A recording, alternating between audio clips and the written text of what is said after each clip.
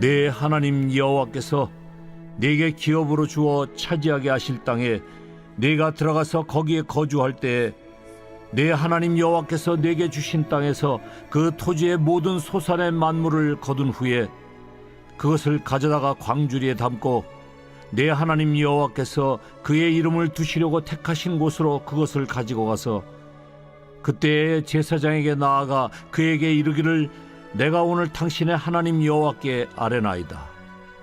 내가 여호와께서 우리에게 주시겠다고 우리 조상들에게 맹세하신 땅에 이르렀나이다 할 것이요.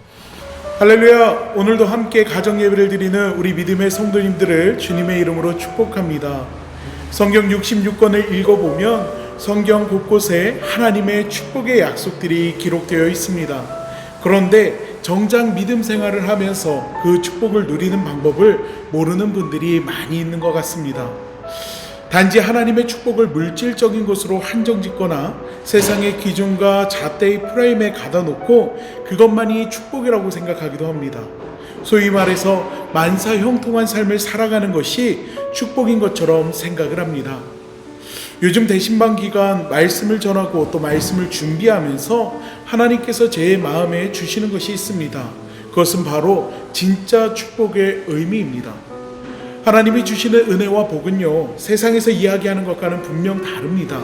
세상은 어떤 특정한 것이 이루어지거나 해결되는 것을 복으로 보지만 하나님이 우리에게 주시는 축복은 우리 삶의 모든 것을 의미합니다. 말뜻이 조금 어려우시죠?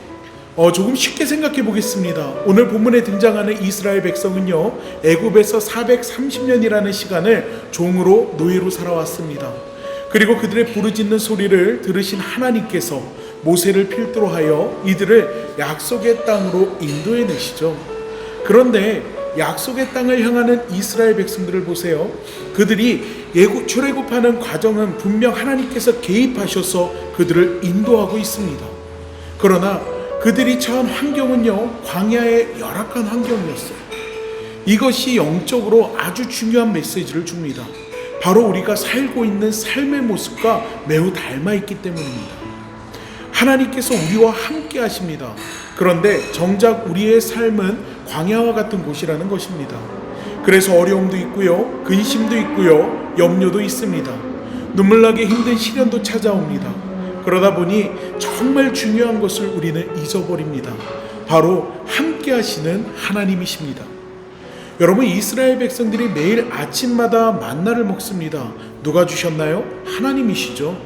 구름기둥과 불기둥이 그들 앞을 인도해 줍니다. 그들을 더위로부터 추위로부터 보호했습니다. 그들은 눈만 뜨면요, 구름기둥과 불기둥의 초자연적인 현상을 보고 하늘에서 내리는 만나를 맛보았습니다. 또한 반석이 갈라지며 물이 터져나오는 것을 마셨습니다. 그런데 그들은 예전에 애굽에서의 삶을 그리워하는 모습을 보이기도 합니다. 모세와 하나님을 향해서 불평하는 모습을 보여줍니다. 모세가 시내산에 올라갔을 때 불안한 이 이스라엘 백성들이 무엇을 만듭니까? 우상을 만드는 모습도 우리는 볼 수가 있습니다. 왜 이렇게 합니까? 이유는 딱 한 가지, 하나님께서 함께 하시는 것을 잊어버렸기 때문입니다. 우리가 하나님의 약속된 복을 누리는 방법은요, 함께 하시는 주님을 잊지 않는 것입니다. 무엇보다도 하나님의 약속된 복을 받기 위해서는 모든 우선순위를 하나님께 두어야 합니다. 오늘 본문 말씀을 보면 이스라엘 백성들이 약속의 땅, 가나안 땅으로 들어가게 됩니다. 그것에 들어가면 모든 것이 끝일까요? 아닙니다. 단순히 가나안 땅에 들어가는 것만 가지고 이스라엘 백성들이 축복받았다라고 말할 수는 없습니다. 그곳에서의 삶이 있기 때문입니다. 그들이 광야의 시대가 끝났다고는 하지만 이는 새로운 삶의 시작을 이야기합니다. 만나가 그치고 인도하던 구름기둥과 불기둥이 사라지는 것을 의미합니다. 눈에 보이던 초자연적인 은혜들이 이제는 눈으로 볼 수 없게 되었다라는 것입니다.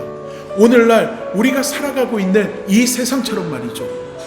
눈에 보이지 않는다고 하나님이 그들과 함께 하지 않는 것일까요?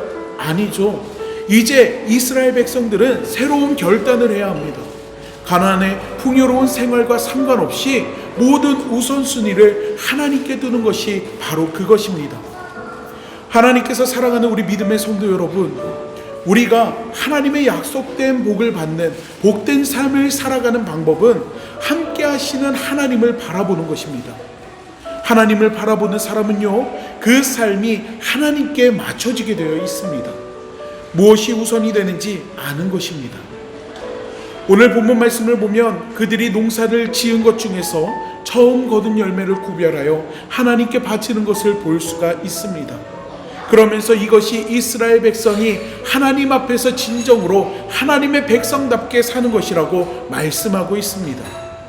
이것은요, 언제 어디서나 하나님을 잊어버리지 말고 하나님 중심으로 살라는 뜻입니다.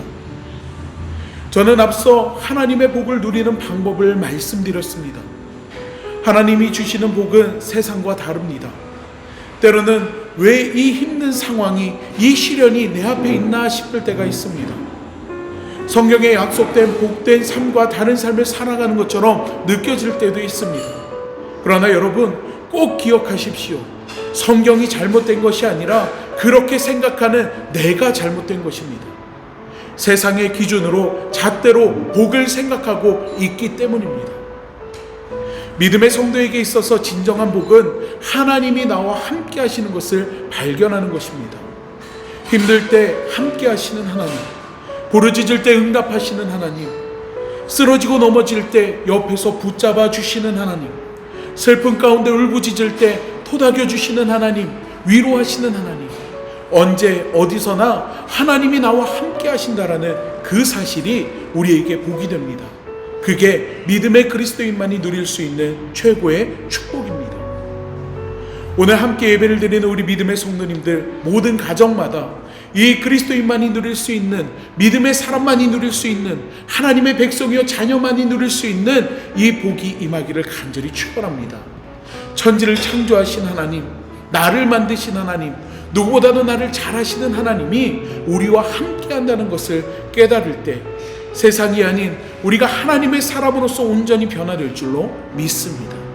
우리 이 시간 기도하겠습니다. 사랑의 하나님, 이 시간 함께 예배하는 우리 믿음의 성도님들 각 가정마다 하나님이 주시는 이 복된 삶을 누릴 수 있게 하여 주시옵소서.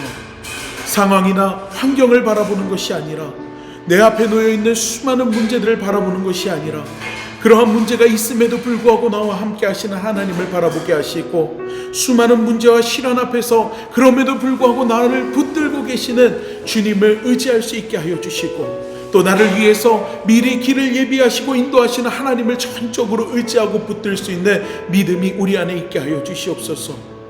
세상 그 어떤 것과도 비교할 수 없는 나와 함께 하시는 하나님, 그 하나님으로부터 누릴 수 있는 은혜와 축복을 깨닫는 시간이 되게 하시고, 그 깨달음을 통하여서 세상이 아닌 하나님이 주시는, 하나님만이 주시는 평안을 누릴 수 있는 우리 믿음의 성도님들 될 수 있도록 하나님 이 시간 축복하여 주시옵소서.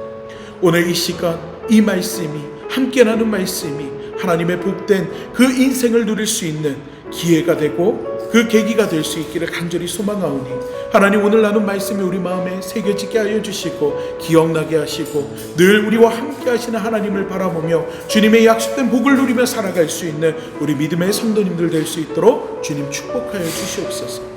주님께서 함께 하시고 은혜 주시고, 또한 주님께서 늘 우리 믿음의 성도님들의 삶을 인도해 주시길 간절히 소망하며 우리 주 예수 그리스도의 이름으로 기도하옵나이다. 아멘.